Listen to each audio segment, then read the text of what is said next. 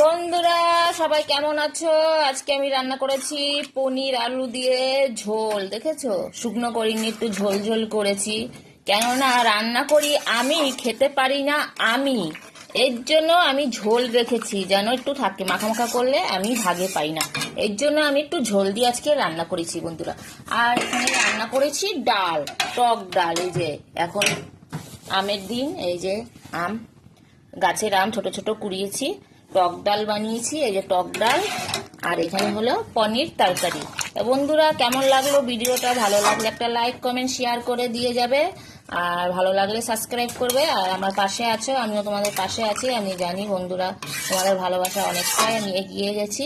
এইভাবেই পাশে থাকবে, যেন তোমাদের ভালোবাসা আমি আরো এগিয়ে যেতে পারি। তাই বন্ধুরা টাটা, ভালো থাকবে।